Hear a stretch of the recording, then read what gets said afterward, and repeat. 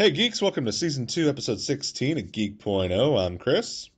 And I'm Shawn Michael. We're going to go with a little bit of a different format today. We have a lot of stuff we want to talk. We've actually got 6 things we want to talk about.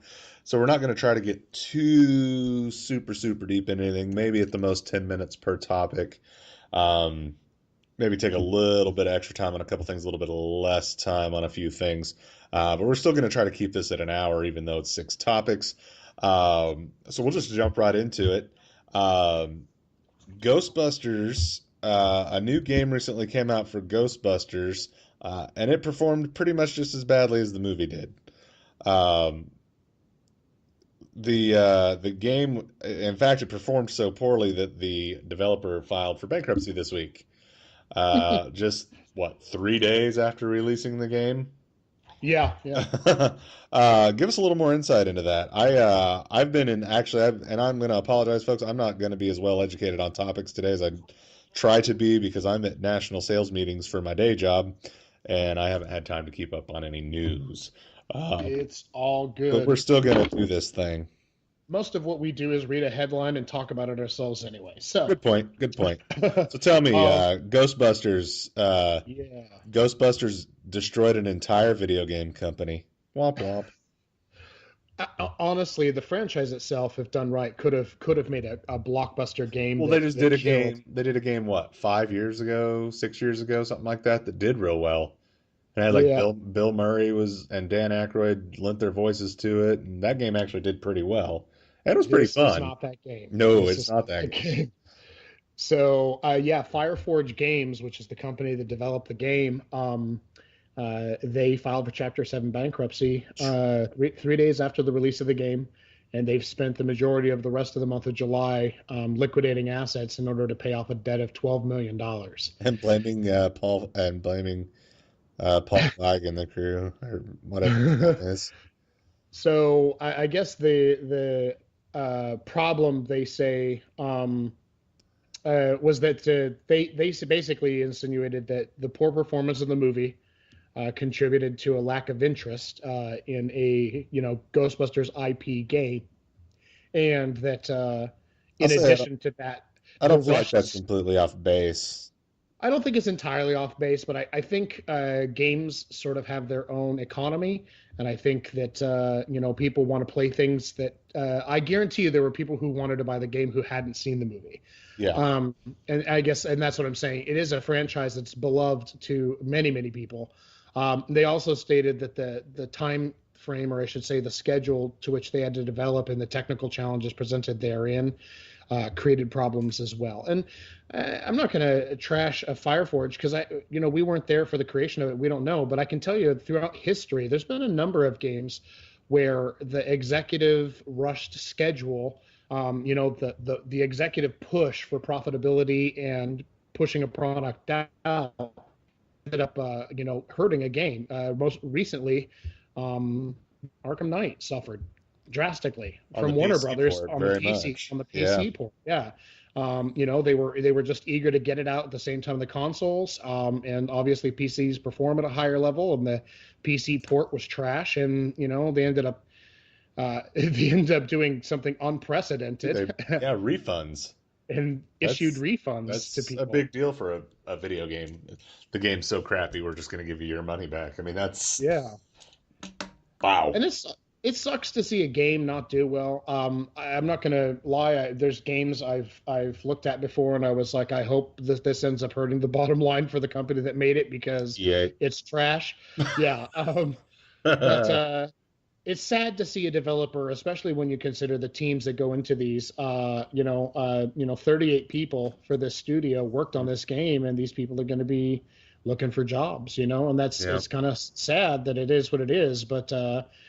It's just the nature of the business. So they're in the process of trying to, pay off this debt and file for bankruptcy protection from the government and try to get things settled so that they can just move on to new projects and possibly reorganize. Yeah. So sad to see, but Fireforge will be no more. Yep. It's just another one in a long line of studios.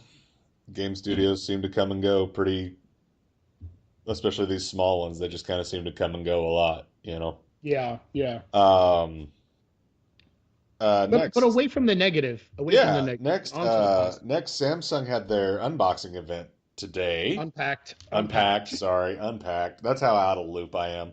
That and the fact that I have to be up in like 6 or 7 hours for a bus ride to 3 hours away for a factory tour. But anyway, so the Unpacked event happened today. The Galaxy Note 7 happened. Gear VR happened. A lot of good stuff happened. Tell me all about the Galaxy Note 7. So great it's so great they had to skip a number. Um, tell me all about it. So, Why is this going to be the greatest phone that has ever been the greatest phone to ever be great? well, this is one where I think a large part of the community got wrong. There was massive speculation that this was going to be the end all be all phone, the phone to kill the iPhone 7. And it And looks like Samsung took a page out of Apple's book. uh And the Galaxy Note 7 looks to be predominantly a very similar phone to the Galaxy S7 phone. So same hardware, much bigger screen, much better resolution, 515 really? PPI. But we added some features. So what we're looking at is the same Qualcomm Snapdragon 820 processor, 4 gigs of RAM, which is nothing to scoff at. This Galaxy S7 is still the best performing phone on the market right now, and it's the reason Samsung returned to profitability this last couple quarters. But the Note 7 is IP68 certified for liquid resistance, meaning water resistant up to 30 feet or excuse me, 6 feet for 30 minutes. In addition, another couple good things about it. This one makes everyone around the world cheer. It starts at 64 gigs, but it also supports micro SD So cards brilliant. all the way up to 256 gig cards. So essentially, I mean, if you put those two together, you're looking at the potential to have 320 gigs of data on this phone. Um, it does support dual SIMs for those who work in foreign markets or travel a lot and need to be able to have that functionality. Same 12 megapixel camera that's in the S7, which is a great camera anyway. Yeah. The new S Pen is extremely nice, and it is almost Apple Pencil level of Really? excitement. Okay, so that's pretty good. Um, yeah, so we've added double the sensitivity. I think it has 4,900 levels of sensitivity now. Hey, Um, that's all right. yeah, so it has a new magnification tool built into the pen so that you can magnify anything on the screen with a touch. It now is tied into Google Translate, so you can touch a word in a foreign language and it'll automatically translate it for you. There was some speculation that Samsung was going to make this build this so that you could do sections of text at a time, like maybe highlight a paragraph. But unfortunately, it's only an individual word, which is kind of disappointing, but Yeah, it's a little it is what it disappointing. is. But my favorite feature, the S Pen has a new feature where you can touch the pen to any video that's playing and create a GIF from that video. So you That's could worth just the price of admission alone. this is so stupid. This is my most exciting feature from the That's phone. stupid. That's And amazing. and I'll tell you what, there's a ton of editors who've done their reviews from being at the show who were like, "This, I want this phone for this purpose alone." So Well, you can start a video playing and yeah. then just touch the S Pen to it and drag it for a couple frames. It will automatically pause and drag it for a couple frames, and it will make a GIF out of those frames from the video. It's fantastic. Well, dude, I mean, you and I get into GIF wars when we're text messaging back and forth. So Yes, yes, indeed. you're gonna be freaking dominating me and my little iPhone 6 now. Freaking Well, and what's really cool wow. about this though, is it's not just video. So in addition to the video side of it, this is any part of the screen. So if you want to work through a website and you want to show somebody how to scroll or flip through images, basically anything that's displayed on the screen, you can turn into a GIF using the pen. Um, so by drawing a loop and drawing all over them, it's just all kinds of cool things. You really have to see the video of it to see how cool this feature is. But Yep. this is a killer feature, and especially for people who do a lot of blogging and posting, the ability to illustrate what you're talking about. and do it this easily now with just the pen right on the phone is going to be killer. That's going to be So huge, man. yeah, so we've got HDR video, blazing fast processor, 4 gigs of RAM. One of my favorite features also is it is USB Type-C. So this Nice. is, it ditches micro USB. So we're going to see extremely fast charging, up to the battery, just a tad bit. So we're looking at a slightly bigger battery from the Note 5, which is more than welcome. Still has the Super AMOLED screen. It is curved on both sides, so it does have a curved screen. So they're not And going to be running 2 Note models anymore? no, not 2 Note models. This is the Note platform, and I'm assuming Okay. that for at least the next couple iterations, we're going to see this same double curved screen. Yeah. And for the people who've been at the show and got a chance to play with it and hold it, said it's one of the nicest feeling phones in their hands they've ever held. They said Nice. that having the curve on both sides not only gives it a premium feel, but it also sits in the hand much nicer than the previous models or even the iPhone. And then in addition, security, iris detection. So the phone now uses the ability to unlock using your irises. It will look at your irises, scan them, and then log in. From those who tested it, said it's very fast. Right. But considering the fact that you have to lift the phone to your face for it to scan, there's some debate about whether it's actually faster though than just using your thumbprint. Well, and Um, follow up to that, you're gonna, if you're outside, you'll have to take off your sunglasses or shield your eyes from the Correct. sun or Correct. so. They did say that it works exceptionally well in low light, Uh-huh. but in bright sunshine, it is limited. But the phone allows you to set like 6 different unlock schemes at once. So you can set up the iris, but if you don't choose to use that one at the time, you can just put your thumbprint right over the reader and it'll open it Nice. that way. So it's not like you have to be locked into one. In addition, Samsung is working on a new payment system and login algorithm. They're working with right now U.S. Bank, Bank of America, Wells Fargo. So you can use the iris technology also to log into your private accounts. And they're working with a number of other companies as well to integrate that. So overall, the phone is beautiful. It is a visual upgrade by far.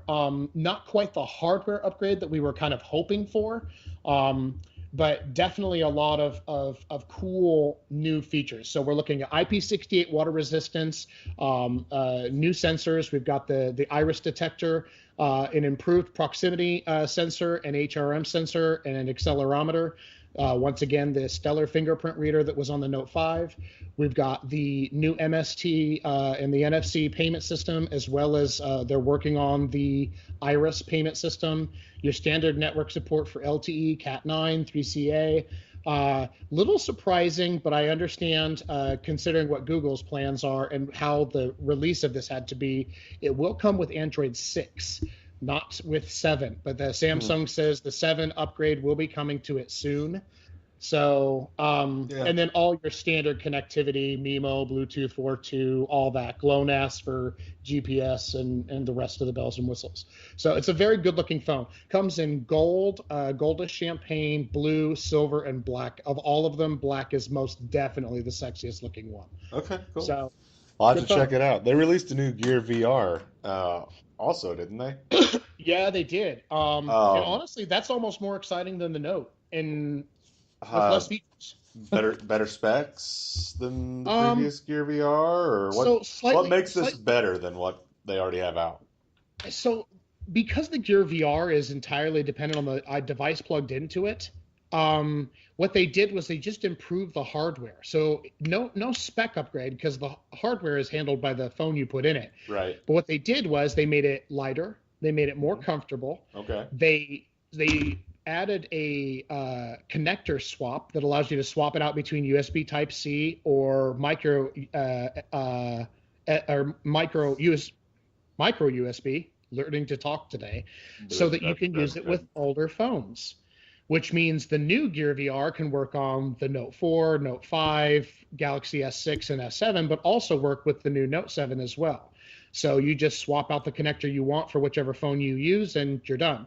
The touchpad's been a little bit refined, and those who've used it said that it feels much better on the head. It's much more comfortable.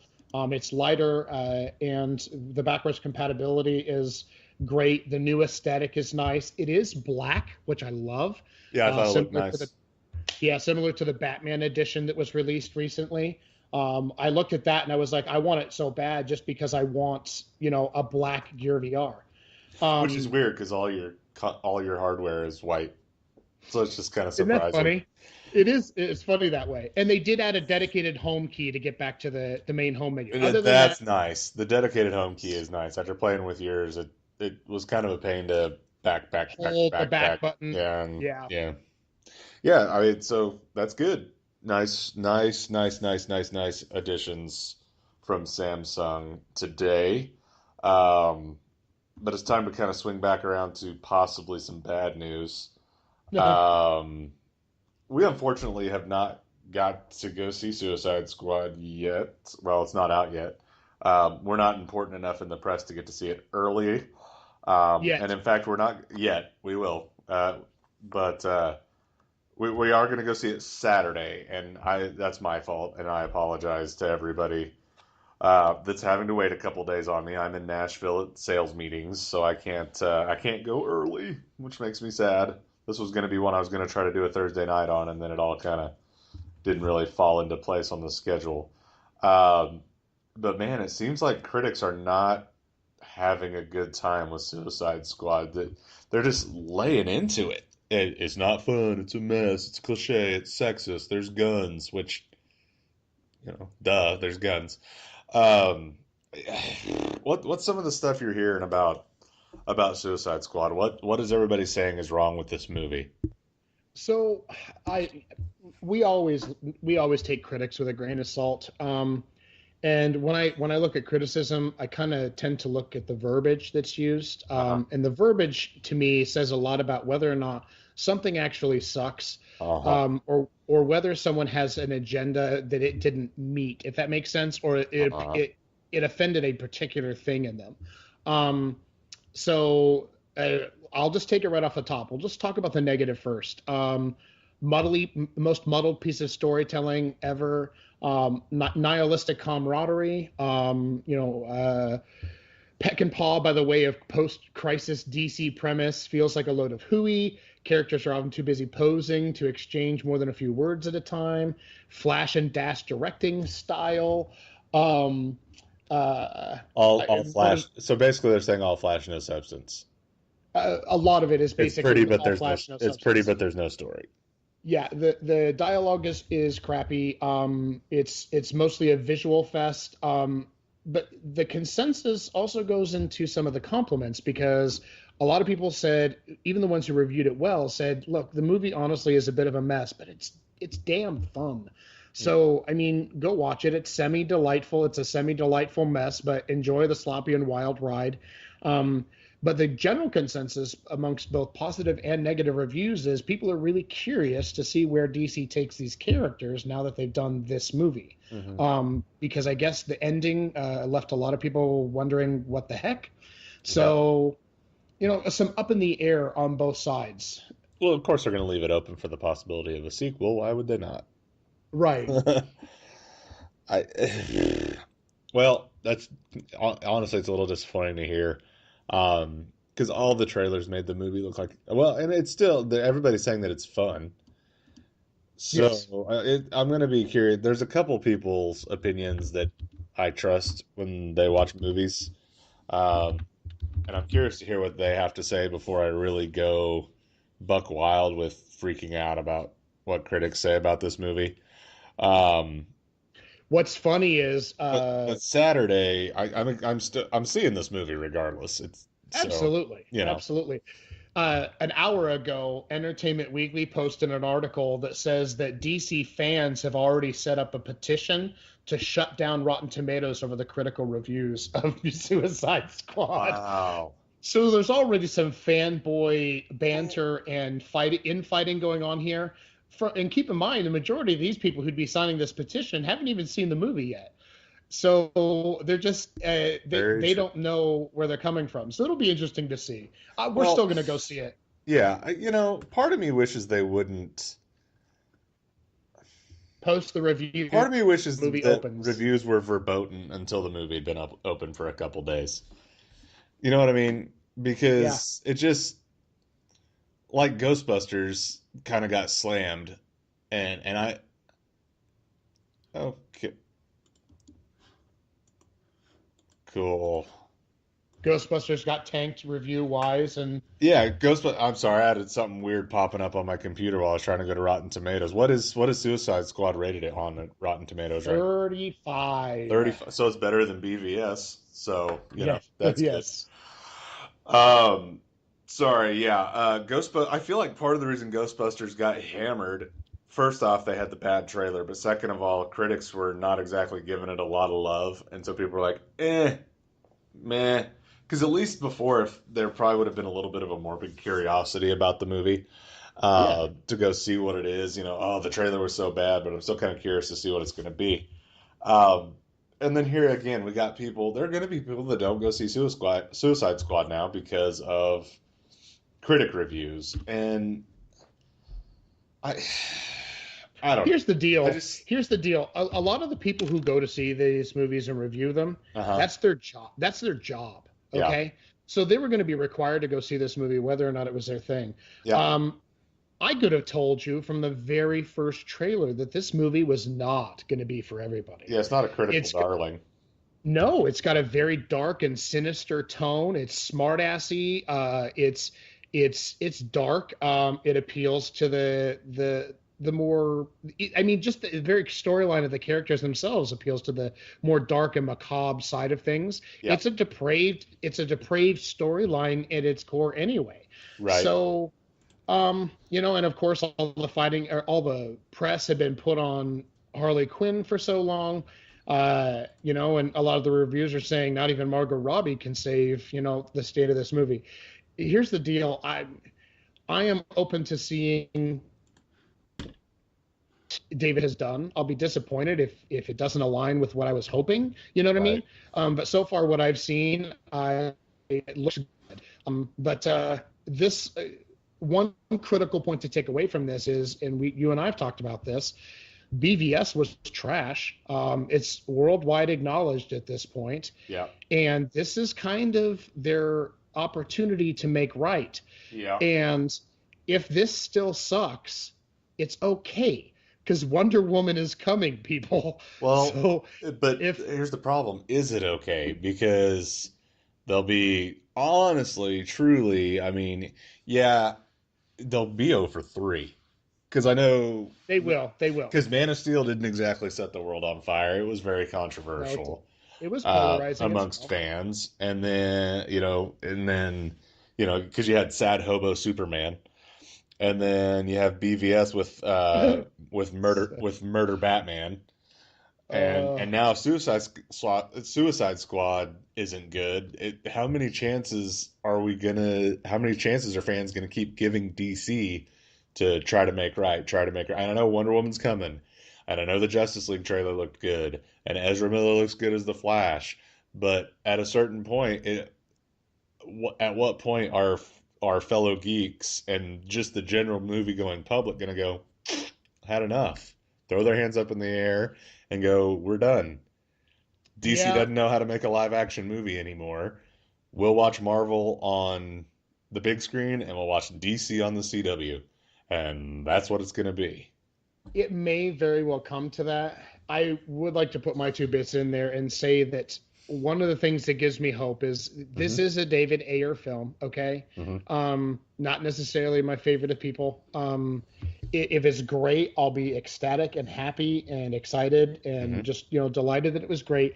If it sucks, I know that I have the upcoming Batman, Justice League, okay, Hmm.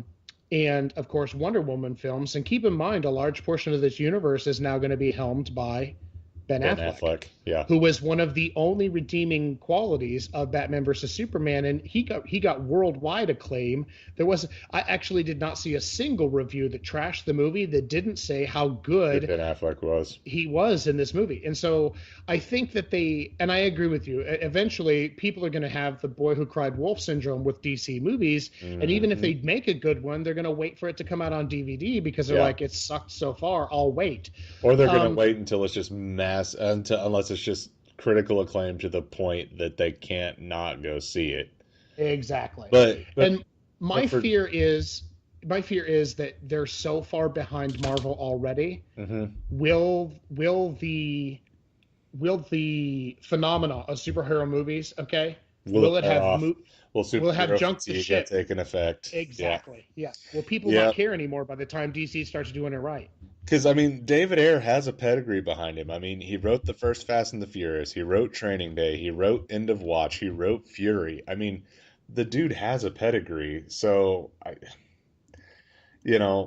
those are 4 good movies. I mean, the Fast and the Furious, it was kind of cheesy late 90s stuff, but it spawned a massive film franchise that is beloved by people. You know what I mean? I mean, it just... Right. And then Training Day, Denzel was amazing in that. Fury is very good with Brad Pitt and the crew. End of Watch is very critically acclaimed. So, I mean, to think that he would just come out and lay a turd is surprising. It makes me wonder if I don't want to necessarily blame reshoots, but I wonder if maybe the studio got cold feet after BVS and tried to interject some things, because I heard there were times that the comedy feels a bit forced and there might be a few too many jokes in some spots for the tone of the movie and things along those lines. And it makes me wonder if DC, between Deadpool being so successful and BVS being so not successful, if the studio tried to shoehorn some stuff in there and maybe damage the quality of the film. That's a really good point. Who knows? Because, I mean, reshoots are very common, but there were rumors floating around that it was to add more levity to the movie. Whether that's true or not, that was obviously refuted by Ayer and castmates and stuff, but it would make sense after everybody went, BVS is the most humorless, dark, blah thing ever, that they would try to make it a little more light and fun.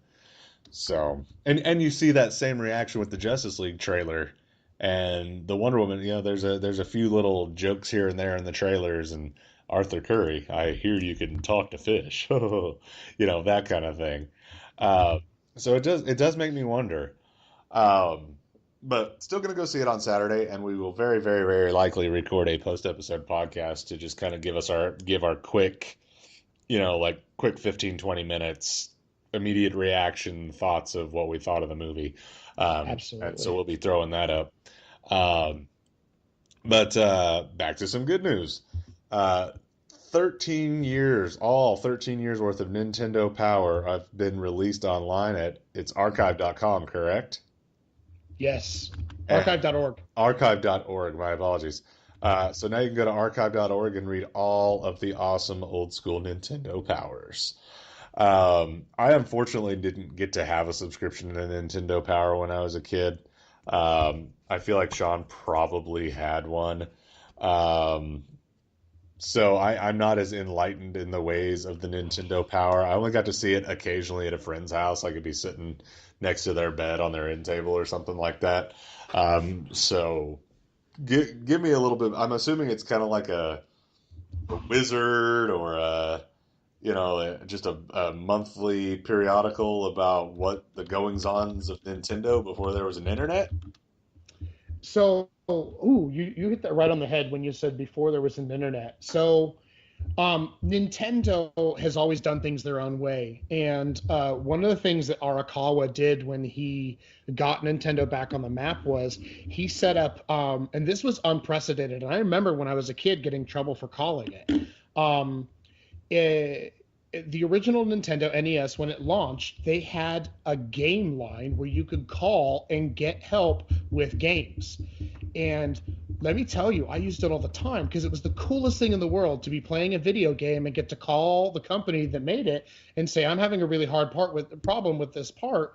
And they'd be like, oh, check this out. And they were passionate about it. They're like, okay, so if you go this many screens here and go a few steps, this direction and bomb that wall, you'll find this passage. And So Amazon level customer service before Amazon.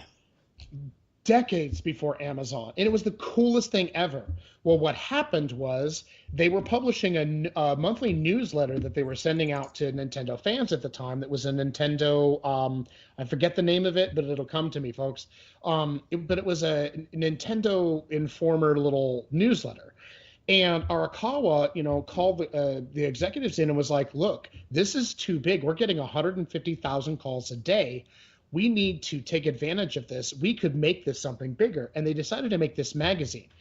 And I know that there may be people listening going, Nintendo Power Magazine, some defunct video game magazine from years ago. Here's the deal, folks. Nintendo Power launched a multi-billion-dollar business for dozens of companies. Ziff Davis, which is a media mogul empire of godly proportions, owes much of what they are as a company to the original Nintendo Power magazine. Because when this magazine launched, there was nothing like it. It was the first magazine in history to reach 1 million subscribers. That's nuts. Really? Considering GQ and all the other stuff that's been out for so long, Well, Nintendo Power. I mean, freaking Sports Illustrated, Newsweek, People. Yes. Yes. I mean, Time, Playboy. I mean, that's crazy that Nintendo Power was the first thing to hit 1 million subscribers. That's insane. Yeah. It was a big deal. And it spawned, because of how successful Nintendo Power was and what it did, it was responsible for other landmark publications like EGM, Electronic Gaming Monthly, or another magazine that's in the news lately, OPM. Anyone remember official PlayStation magazine? The first publication to release demo discs for a system so that you could play games before you bought them. I mean, so Nintendo Power. Isn't Sony getting ready to do that with PlayStation VR? They're going to release a demo disc that's going to have a bunch of games for the PlayStation VR, 5-minute demos of like 16 different games so people can play them and get a feel for whether or not they want to buy one. It's basically designed so you can take your PSVR to your friend's house, stick it in, and put the demo on, and then they will go, oh, I have to have this. So it's brilliant. It's brilliant because with all those different games on one disc, you can appeal to a wide variety instead of maybe the one game you bought that may not appeal to your friends. Yep. So, but going back to Nintendo Power, so the magazine was divided up into sections of editorials and articles. There was a fan section where fans just wrote in and they shared their art and illustrations they had done based on video games. I thought there was a fan art section. Massive fan art section. There was always a breakout of at least 3 games where they covered like everything about the game and what made it cool. There was always a tips and trips section where it had little secrets to different games, a few games picked each month. And then the headline article or the primary article for each issue was a big blowout. I mean, it was 10, 15 pages devoted to what made this game cool. And keep in mind, folks, this was before the internet was what even came around. Okay, the first issue was in 1988, covered Super Mario 2 and Zelda, the second quest. And I mean, it ran till 97 or 2000. Yeah, I mean it was it was a long time. 2007 maybe was the last time they published an issue. Yeah, 2007, excuse me. So it was a big deal. And so it started an entire economy. Every video game magazine that's ever been owes what it is to the original Nintendo Power. Yeah. There's no other question about that. And it took what was already a phenomenon and made it international because people who didn't buy Nintendo, didn't buy the original NES, there were tons of people who ended up buying systems because they would pick up the magazine to find out what this video game craze was all about. And when they saw like the worlds and the storytelling and the interaction and the little level of dedication of this company to sharing their product with people and explaining it, they were sold. You don't find that kind of service. Yeah. Do you don't find a Cadillac magazine every month that just goes into the features of their cars. I mean, nobody puts that kind of effort in. No, And no, not at all. This is what makes Nintendo so awesome as a company. And so and then don't forget Howard Phillips. God save Howard Phillips. There was even a cartoon in the magazine, Howard and Nestor. And Howard Phillips was the guy in Nintendo who was just a game genius. All he did was play video games all the time. And so one of the executive heads, the official editor of the magazine, she looked at him and she was like, "You're what I need to be the face of this thing." And so he had his own comic in there where he would feed tips and tricks to Nestor. And people, like, I'm not kidding, there was a massive following for this comic. People collected the comics from this from Nintendo Power. So it's just really funny. But this is cool. So Yeah. a very important veritable piece of history, of video game history, is now available on archive.org. You can check out all 13 years of it, go back Wow. and peruse through things and see what made the birth of gaming so fun and what made Nintendo such a powerful, superpower during that period. Yeah, I mean it's awesome to be able to go on a nostalgia trip. I hope does it have all the covers and everything in there and Bit by bit, scanned in PDFs. advertisements, the whole Yes, yes. yes. It's gonna be so cool to go see like some 1992 Bacardi ads or something like that. This is really friggin' cool. Oh my gosh, dude, that You is won't find awesome. Bacardi ads in Nintendo Power. No, I know. I was just throwing out something random. So Oxy 10? Zit cream ads, I'm assuming. Oh, it was great. 2 points. Oh my gosh. Speaking of Nintendo, well, I guess not really, kind of. Yeah. I mean, because Nintendo is basically the Pokemon company, but Pokemon Go has been getting some massive updates over the last 3 days, and nobody likes them. I mean, nobody likes it. There's been a lot of stuff that's been done. The removal of the Pokemon tracking feature. The inexplicable removal of battery saver mode makes no freaking sense to me why they would take battery saver mode off of the game. Well, okay, I know why they did, but I still don't like it. Just kind of some redesigns in the user interface, which are okay, but once you'd already learned how to use the game, you're having to dig back around in it.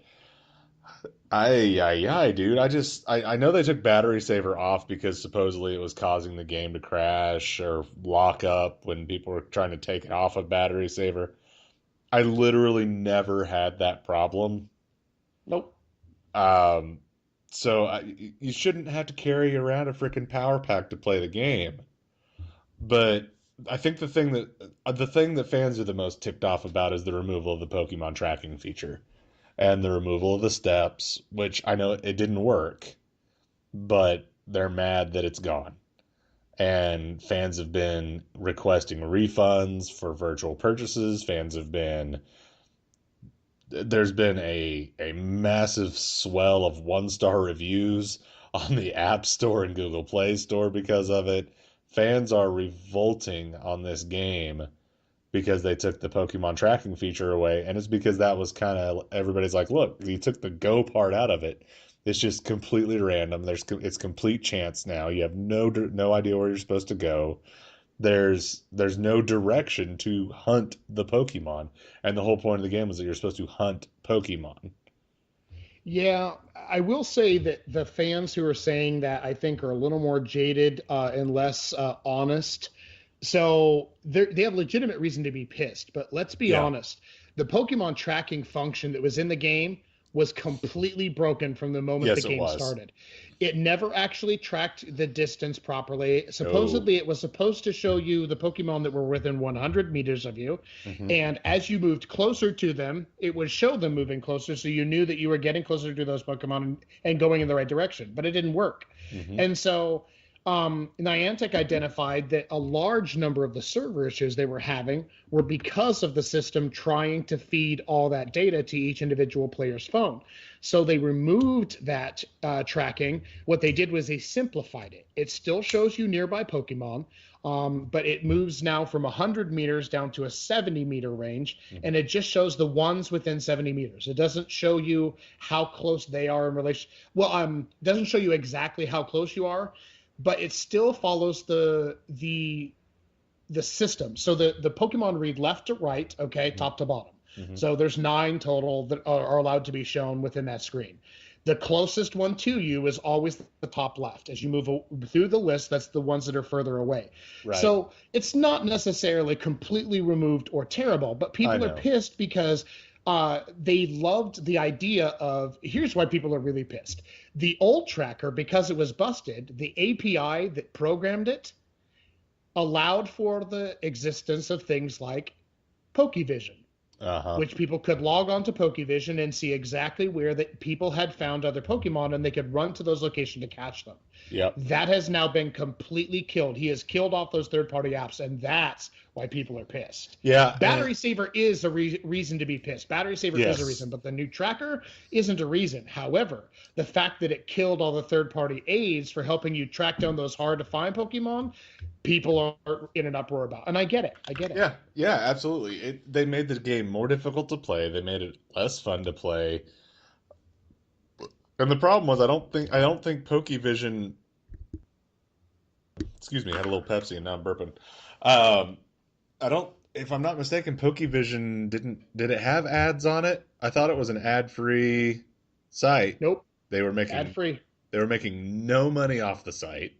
Correct. So for Niantic to go in and take it down, because they sent him a C&D, they told him to knock it off, and that's pretty weak. You know what I mean? It's basically a fan site at that point.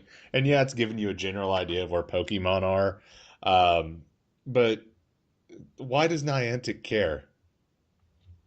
I mean, in all seriousness, why do they give a crap if you're able to find it on a map and walk to it versus their ridiculous Pokemon move up the chart thing? I agree. I read in a Reddit thread something interesting. Keep in mind, this is from Reddit, folks. So it's validity. But one person speculated in one of the threads that Niantic on the surface may have shut these things down, at least as the public statement. But they think it's more likely that Niantic has bought these agencies out, so that they can have so much sense to have these tools so that they can build their own tool, because they didn't want to compete with or have to pay licensing to any of these companies for their idea. They just bought them out outright, shut them down early before they get too big, by buying them out, and then build your own tool within the game. So there's some speculation out there, and there was quite a bit of talk on this thread that speculation is that Niantic may have bought these companies out, given them a small check and said, go your way, and then killed the tools that enabled them, and then are working on something on the backside so that they can roll that out to players. Because let me tell you, you're hard pressed if you go down to downtown Springfield, and we're a small town, folks. Okay, 200,000 people. If you go downtown on a Friday night and there's 2,000 people downtown hunting for Pokemon, you'll be hard pressed to find somebody who's not using Pokevision in multi-view mode to know where to run on which block to go grab that one that they've been desperately searching for 2 weeks. So because they're only there for a specific amount of time. They a couple minutes. They don't just hang out until you find them. So the timer gets shorter as soon as a person does catch them. So as soon as a Pokemon pops up, if there's a Pikachu within 70 meters of you, you don't know which way to go. Exactly. So yeah, you're just the game is fun, but wandering around aimlessly is not worth, you know what I mean? It's not worth the trouble. So, exactly. I really struggle with all of it. It's just frustrating because it seems like every step of the way with this game, it has been degraded. Like Yeah. it's not as good as it was. It's not as good as it was. It's not as good as it was. And the worst part about it is Niantic is barely communicating about it. And when they do, it's some fluffy platitude of, "Don't worry, we're gonna make it better. We took this away to make it better. This is why we're doing it, so it'll be better." There's no concrete reasoning. There's no anything. It's just, "Yup, we did it, but don't worry, it's because it's better." Here you go, Niantic. Here's the Geek.0 recommendation list, okay? So here's the deal. If you really want to fix the game and make it better, start with these things. Number one, allow multi-select for transferring. I Oh my cannot gosh, stand yes. going out and hunting for 3 hours and ending up with 60 Pidgeys and then having to spend 4 hours Transfer. clicking on a button, then hitting transfer, waiting for it to transfer, then going back to another Pidgey. Are you If I sure want you to want get to rid of, are you sure you want to yes. transfer? You bet. No, because yeah. So that is annoying beyond belief. And number two, animations. Okay, after the first time I watch a Pokemon evolve, every time I do an Ooh, evolution, I give don't want to us watch a 30-second like cartoon. give an option to Let me, skip. yes, let me skip the animations when it comes to certain things. Hmm. Also, fixed gym takeovers. Thank you. If I conquer a gym, some mindless tool poacher should not be able to be sitting there waiting for it to go white. And while I'm still waiting for your stupid animation, once again, to tell me I won, have that person all of a sudden jam their Pokemon in there and take over the gym from me that I just beat. It's BS. Yeah, it If you is. beat a gym, the first thing should happen is immediately that gym should turn your color and have like a 30-second cooldown while I pick the Pokemon or heal the Pokemon that I want to put in there. And I And honestly, then it's open. I don't feel like 30 seconds is long enough. They talked a little bit about it at Comic-Con, the possibility of adding a 30-second timer. I don't think that's long enough. I think it needs to be at least a minute. Because if you are fighting with your best Poke and you want to guard and then you want to defend with that same Pokemon, you're gonna have to heal it, or you're gonna have to revive if one of them got defeated. And it takes time because it's not exactly instantaneous when you tap on a potion or That's a true. revive. That's true. You have to hit it and you have to wait a second and then it does the heal. I got that. And Yeah, if you so have it to needs to be heal at several least a times, minute. At yeah, least a minute. You know? good That, and it'd point. be nice if there was kind of it would be nice if you could uh collect rewards more than once every 24 hours. Just Yeah. throwing that out there. You should be Uh, able to collect rewards each time you take a gym.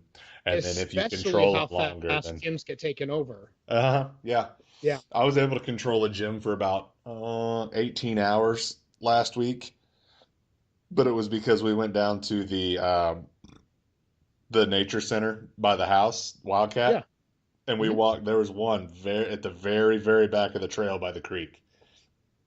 And my wife and I went down there like an hour before they closed the gates, like before sundown, and walked Yeah. all the way back there and took the gym and then left. And then it didn't get taken again until the next afternoon because nobody walked back there. Exactly. But even though I controlled a gym for, 18 hours, I got one reward for that. And it was like 50 XP and 10 coins or whatever it is, or 100 XP and 50 coins or whatever it is. It's not a great reward anyway. But it'd be Yeah. It's nice like to see 10 me like coins. it'd be nice if like every 4 hours you could get like a 10 coin bump or something. Yeah. But if they Yeah. did Because that, 10 coins for one day. then you wouldn't spend money to buy a backpack to hold more stuff. So, There we go, folks. And at the core of it, let's not forget that oh that's yeah, it's a money this making operation. this game is an incredibly intelligently designed, extremely well designed tool to encourage you and entice you and trick you into spending money.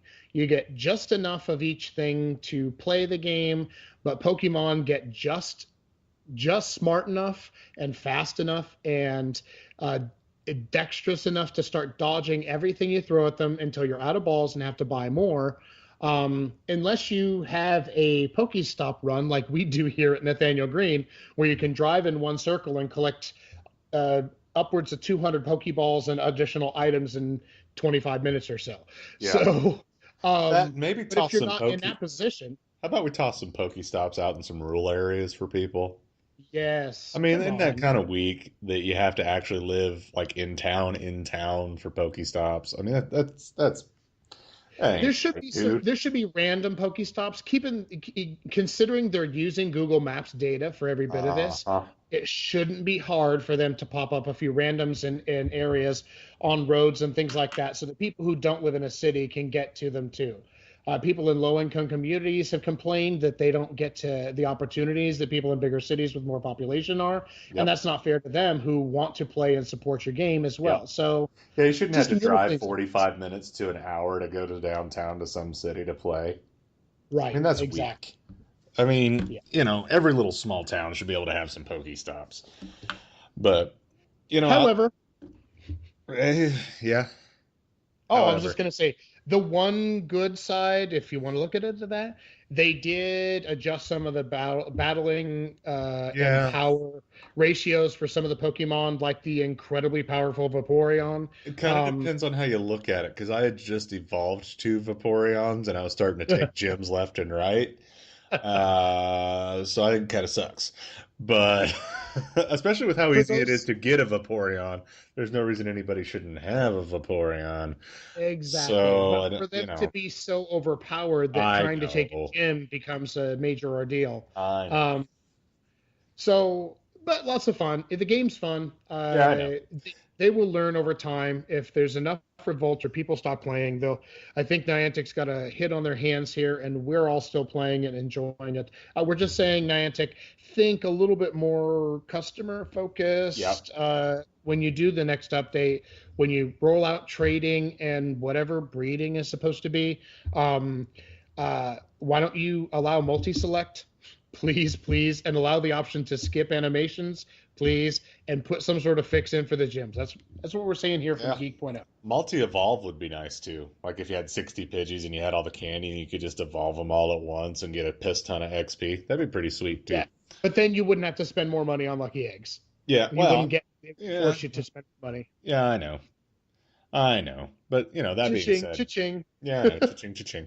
I understand. No, no, no skin off my nose. I understand that Niantic is in this to make money, and they're making a lot of it. I just, we talked on the last episode, I believe, that if there's going to be issues with this game and they keep happening, people are gonna quit playing it. Yes. And it seems like everything they do is just creating a little more animosity in the community and a little more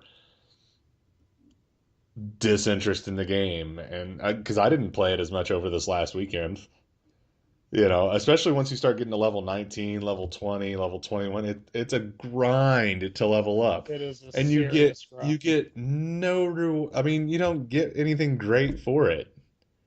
So No. meh, Hey, on a I don't know. positive note, Yeah. so we can end on a positive note. Yeah, I know we already absolutely. talked about Nintendo Power, but I got to tell you this. So if you guys go to internet archive.org and check this out, look at the Nintendo Power archives. One of the coolest things about this is they have scanned these magazines in full PDFs, okay, and they've set it up so you could actually flip the pages like you're physically reading the magazine when you were a kid, okay. Oh, so So it's when you're straight up doing this, some iPad reading. oh yeah, yeah. You can click your mouse or your finger and drag the page over to split through the pages.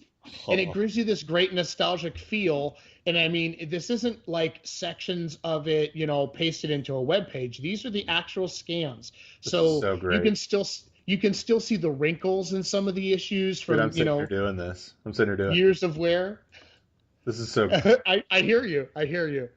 Oh my gosh, I love it. Playthrough maps for Zelda. Yeah. Bases loaded. Oh, the bases loaded poster. Yeah. And keep in mind, guys, this was like Oh my this is gosh. everything that we Mike are as a Tyson's Punch company. Out. Nintendo Power is literally everything Geek.0 is as a company. When it started, it was not just video games, but pop culture. There's a section on movie reviews. There's a section on oh my God, the arcade housing reviews of different units, book Oh, the reviews, record. console, like the arcade cabinet games. Cabinets. Thank you. Yeah. So book recommendations, movie recommendations. The first issue had a profile on Kirk and Candace Cameron. Pee I Wee's mean, Big Top is one of the movies. yes.